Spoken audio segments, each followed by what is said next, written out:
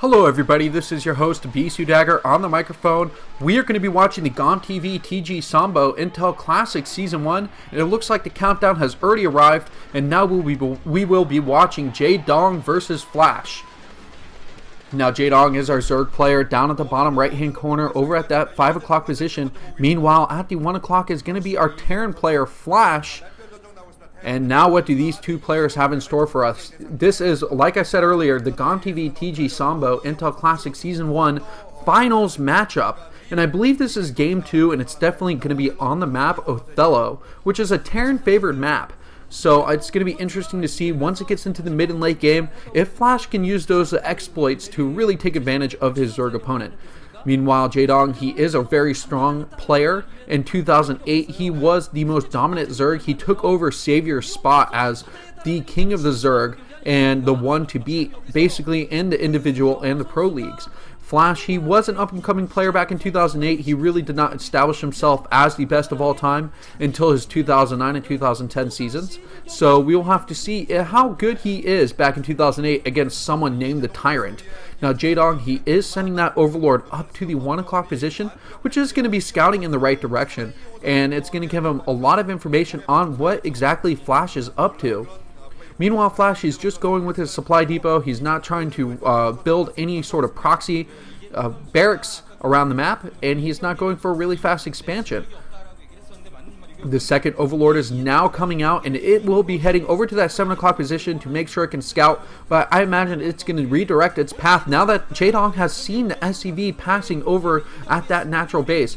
So Jaedong already knows where Flash is before his Overlord even makes its way all the way over there, and so he probably wants to position his other Overlord in a proper position to see if Marines are going to be heading across the map from any odd locations.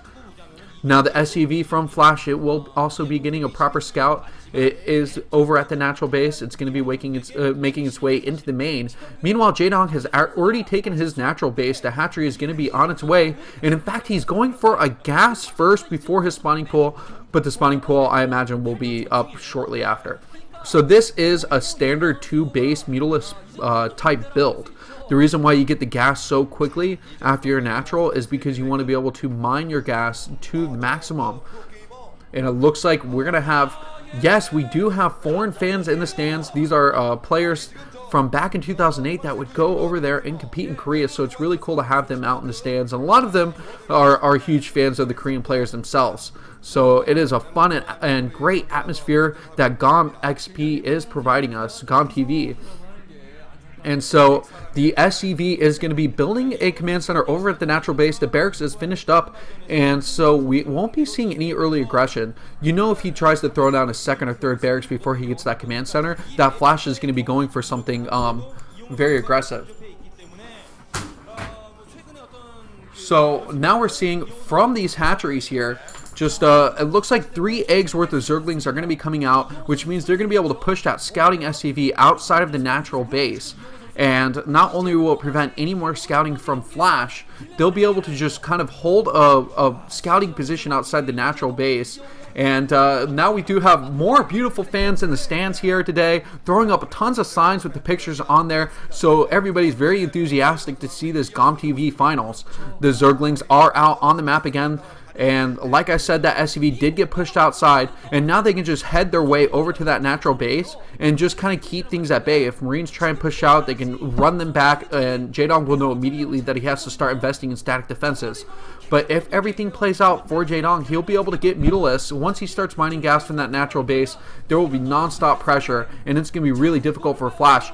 He actually doesn't have the number of barracks you would expect to be able to deal with this 2-base play. The command center, it's not finished just now, and the SCVs will continue to mine here, but this is going to be a difficult position for Flash if he cannot maintain that mining position over at that natural. This early game pressure from Jaedong is going to be tough. He's great with his Ling pressure. He has a lot of good strategy here by coming in, and is he going to be able to pick off an SCV? It looks like the Zerglings are inside the mineral mine, and he just got a few hits off on the SCV, barely moving it away. Flash is able to survive that first round of Zerglings, Zerglings, but is he going to be able to hold on here? He actually pulls his SCVs right away, so really good game sense by Flash to be able to pull them away, not lose any, and lift that command center and bring it back. There is a wider ramp over at that main base to get inside, so he has to use quite a few units to block it off, and he does not want any Zerglings to get inside. So Flash, he is going to be behind on economy by not being able to mine at that natural base right away, but he's still not in a horrible position. It's going to come down to, can he deal with the Mutalisk pressure here? The command center is finally going to be able to land. It seems like the Zerglings have backed off just a little bit, and you can see that the upgrades are constantly spitting inside that academy. And it looks like the Zerglings have gotten inside again. How many units are going to be able to get picked off? 3 Marines right away, and then the Firebats are there just in time to save the day again for Flash. And so a couple units getting taken out, and taking out these Marines, and another SCV is going to be gone. He's going to push them back one more time. The stim on these Firebats, though, along with the medics, is going to be enough to keep them at bay one more time. So the Mutos are going to be up. And it's really smart that he was able to pick off those 3 Marines with his Zerglings, because the Mutalisks, once they come in here, they cannot take any damage from the Firebats. They can only attack the ground. And so if he decides not to build any more Zerglings, they're basically useless units. But Flash still has to be worried about that Zergling threat. Meanwhile, the Mutos are going to start being sent across the map. And does he even have an engineering bay? That's going to be such an important building to have completed. And turrets really need to start being built by Flash if he wants to be able to hold on to this. But he's actually moving out with his army. A weird move out here, and now he's getting caught right out of position. The Mutalisks are going to do attacks, doing a lot of damage on top of these Marines, because the medics are caught out of position here. And once the medics are finally caught with these Marines, it seems like Jaedong might take a few more hits than he wants from those Marines, because now he's going to have to deal with turrets. The engineering bay is finished. The turrets are going to be finished inside of the natural base here. And running in with the Lynx, he's trying to take a nice poke at it, and finally regrouping with a few more Mutalisks. And the Marines finally coming in to aid those Firebats before Jaedong can get a lucky hit off and take them out.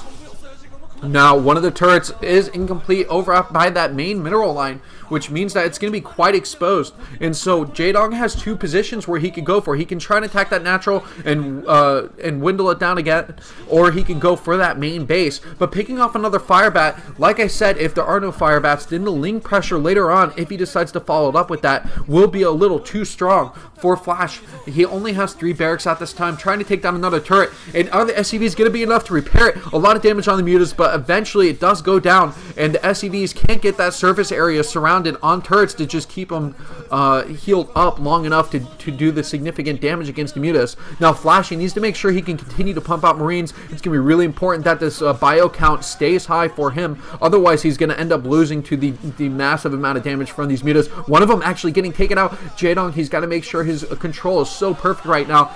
Off these 2 bases, if Flash can survive, he will be able to overcome Jaedong. So this is pretty much all in for him. He does not want to fall behind on this, and Jaedong, he's continuing the pressure on these Marines. It looks like the Marines, there's too many Mutas. The Marines, they can't hold on here. One of the medics getting taken out. There's a medic and a Marine left inside the natural base, and another turret has finally been rebuilt, but it seems like Jaedong's just going to ignore it. He's picking off another Firebat now, and finally heading his way over to that turret. He took out the SCV. It was not going to be finished off, and now Flash is trying to overcompensate. He sent a bunch of SCVs. It looks like 7 total to take out that turret, realizing he's not going to be able to keep it alive. It lights itself on fire, but at this point, Jaedong is streaming Zerglings into the natural base. Flash sees everything and realizes, GG, he cannot live. And that looks like it is going to be the end of the GOMTV's TG Sambo-Intel Classic Season 1. I would like to thank you for watching. This is Bisu Dagger, and we just saw Jaedong beat Flash in the finals of this GOM Classic. Thank you very much, and I hope you guys had a great time listening.